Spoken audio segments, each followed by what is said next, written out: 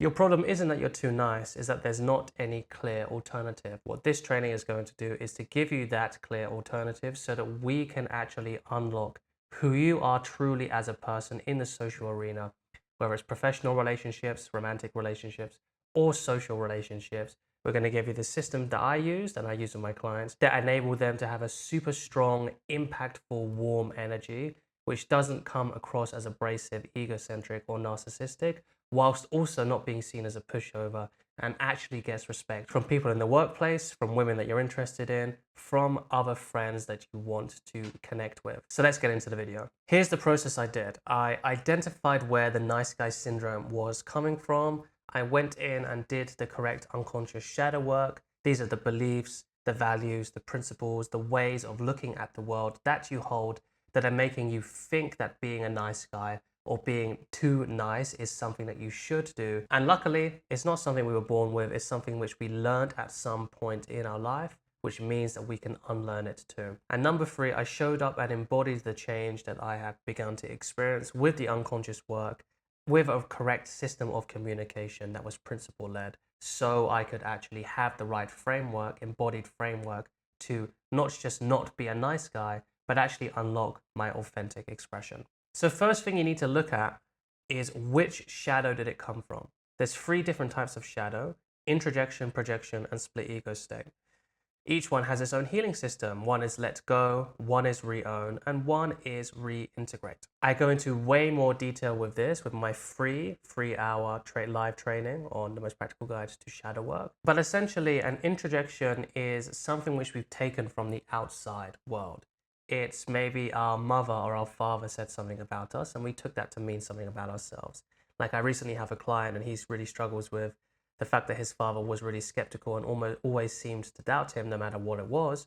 He now has this skeptical belief that to be skeptical is a good thing about the world, despite him knowing that the other direction is a much better direction to go in, right? That's an introjection. A projection is when we have a shadow or a split ego state, or there's some kind of an internal disturbance. For example, we know that we should be more confident. And we can go one of 2 ways with projections. We can see somebody who's acting confident and we can get really angry and pissed off and triggered at that person. Or we can be really complimentary to that person because they are showing up in a way which we are not allowing ourselves to show up. So we put a halo effect, we put a golden halo around that person, and then it becomes that much harder to actually attain that for ourselves, because instead of making it something that's realistic, we're making it something that's a fantasy, because we're putting the halo effect on that behavior. And the healing journey for a projection is to re-own it. So an introjection, because it's something inauthentic, because it's something that we had to learn along the way, it's something that was given to us, it's not something that we were born with. None of these behaviors are stuff that we're born with, guys, right? We can unlearn it, we can change. We have to give it back, right? Now with a projection, because it's something that's actually coming from us, we're not golden projecting. So golden projecting is the halo effect onto somebody else, or maybe we're getting really triggered and pissed off that somebody is acting confident because we're not allowing ourselves to act confident. What we do here is we re-own it. Oh, it's not actually about them, it's about us. That's the healing process for a projection. And for a split ego state, if you're working for a split ego state, I 100% recommend the free shadow work guide because there's so many moving parts. It's quite complex. If you're a one-on-one client, then obviously you can go through the free shadow work guide too, but we'll work on that and cool. But a split ego state is when there's basically another persona, another version of ourselves that was walled off and trapped wherever it was walled off. Like, let's say we lied one time about school and we were really ashamed about that. That can be an ego state that was maybe 6 years old at the time when they lied, and we cut it off from the rest of us because we're really ashamed of it. And then it causes all kind of disturbances and all kind of confusions because there's a separate part of ourselves that is acting away from the rest of the whole. That's a split ego state, and the way to heal it is to reintegrate it. Now, when it comes to being too nice, when it comes to being a nice guy, when it comes to nice guy syndrome, almost always this is coming from a shadow. This is coming from an incorrect way of looking at the world.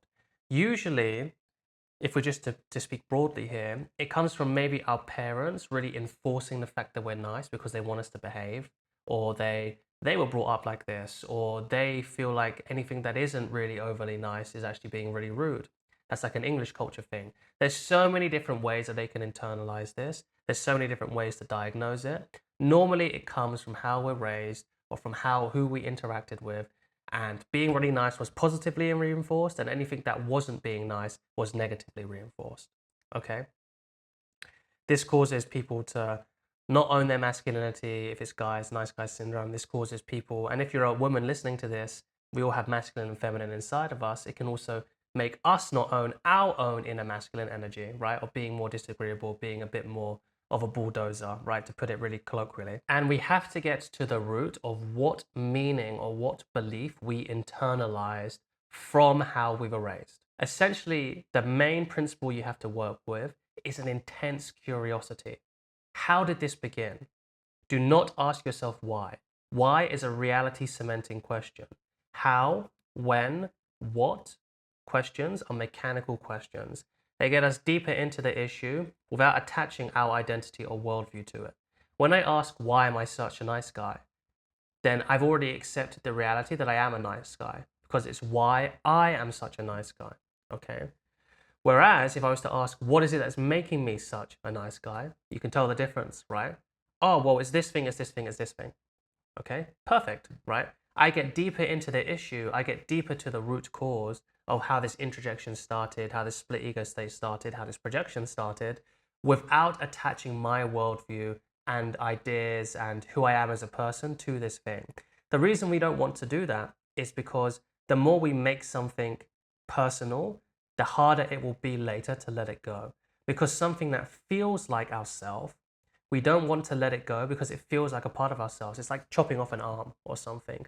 Rather than seeing that there's like a fungus growing on your arm. If you have a fungus growing on your arm, then please go to the doctor, right?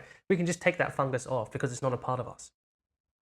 When something's attached to us, we get attached to it. When we get attached to something, it becomes harder to let go and heal. So we do not want to do that. Example of this is I'm working with a client, and he has a father that was really overbearing, never really believed in him, was really skeptical. And it happened, and he went to a few practitioners before this, and unfortunately, what they did is they made that introjection, because it was all coming from his dad. So that worldview of skepticism was introjected from his dad. They did parts work on it. And what that did is it made this part, or it made these beliefs feel like an authentic part. And it's made this be the issue which he's had the most trouble letting go of, because it feels so real. It feels so connected to him, which is why when he finally breaks through it and he's getting so close and he's already seeing so many benefits, being more free, being more abrasive naturally, being more warm and loving, not worrying so much about how other people feel, basically the anti-nice guy, while still being really warm and approachable. When he finally breaks through this, it's going to be massive. But he didn't need to go through this, okay? You don't need to make something more attached to you than it is. Just because it's coming from you, it doesn't mean it's you. That's really important. So that's the shadow work part of it come out. The next thing that you're going to do is every single time you're a guy, usually it comes up when I speak to people who have like a nice guy syndrome, or real problem with being nice. It usually comes up when it's in relation to talking to a woman who they find really interesting or they find really attractive. And then they start to be overly nice because they don't want to piss the other person off. They don't want to lose her. It might not be overly nice, but it still feels like you're holding something back, a part of yourself, because there's a part of you that's afraid of actually expressing what you actually think, because you don't want to lose this person. You don't want to be seen as creepy. You don't want to be seen as weird.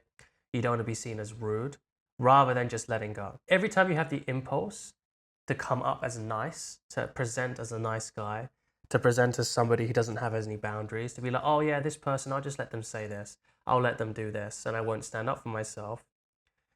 There's an impulse that comes up with it. There's also a contraction that comes up with it. I just made a video around seeking validation.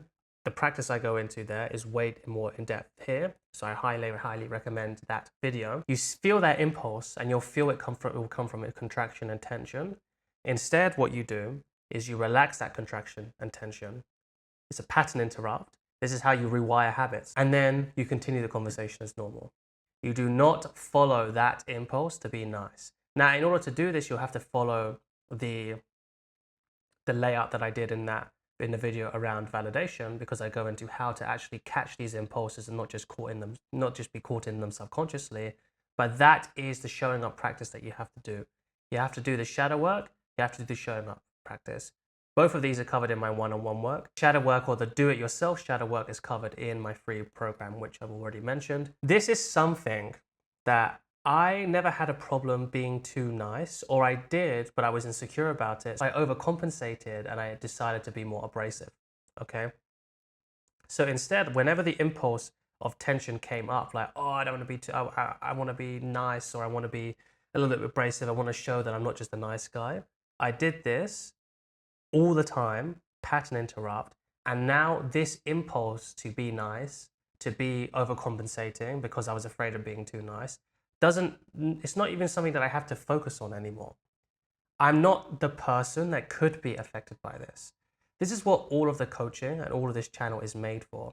We're not trying to make it so that you're no longer too nice. This channel is designed to give you the breakthroughs and transformations that you are no longer the person that could even be too nice. Like the types of guys that you saw in school or maybe in the workplace, was just effortlessly a kind of magnetic, charismatic, just likable, these kind of people. That's what this practice will do to you. It's not a free step, oh, just be confident or look in the eyes or just say something disagreeable, because all that stuff is super flimsy and it's inauthentic. Being nice comes from tension and tightness from the cognitive, emotional, and physical fields of awareness. Every time you go into a conversation, pay attention to this trigger. And instead of following this trigger unconsciously, like I just talked about, relax it. This will get you out of the unconscious patterns and habits and have you enter a fresh new cycle of experience. This practice, combined with the unconscious work, completely rewires you as a person. So one of my clients, he exited fintech, didn't have to work for a few years, and is now a founder in his own business. He used this process. We'll call him Dave. He didn't have much experience, even though women liked him, because he was too scared of coming across as creepy, moving things forward with women, and even though they were giving him obvious signs that they liked him, classic nice guy stuff, right? Being too nice and not actually owning his impulses, his desires, his urges, which is exactly what the women he was going on dates with after us doing work together wanted him to do, right? So we implemented this system of socializing alongside the unconscious work. This was in our one-on-one calls. All of this stuff that I gave you is the bare bones, not because I want to hold anything back, but because I want to make something as streamlined and actionable for you guys as possible. If I go into the full depth and detail, most of the time it will just be too overwhelming and it might give you a bit of analysis paralysis. So just go ahead and implement this and then comment below, send me an email, and we'll see how to move from there. After us doing this one-on-one work and then coming on a retreat where we could really zone in and nail down his presence, relaxation, compassionate transparency, leadership, dancing with the feminine in high pressure social situations, this issue going forward for him doesn't even come up. Comes up very slightly in the last phases of the courtship phase, but in the start of it, going for what he wants, saying what he wants on dates, having a girl be into him, actually following his impulses, his desires, is stuff that he's all able to do very, very seamlessly now. Not only does this problem not even come up for him anymore, it doesn't even come up as a possible problem for him. That's the goal and the possibility here for you. Anything less than that is just settling. We're not trying to work around these issues that we already have. These issues can just be non-issues for you. So identify where the shadow is coming from, projection, introjection, split ego state. Do the social homework that I just laid out. Practice, practice, practice, okay? This is something which unfortunately is going to take you a little bit longer than you might have hoped. However, once you get to the stage you need to get to, you will have results and become the type of person that you never could have even dreamed of. Just like Dave, who no longer doesn't even have this problem anymore, but is not the type of person who could have this problem. That's all for this training today, guys. Very warmly, Aaron.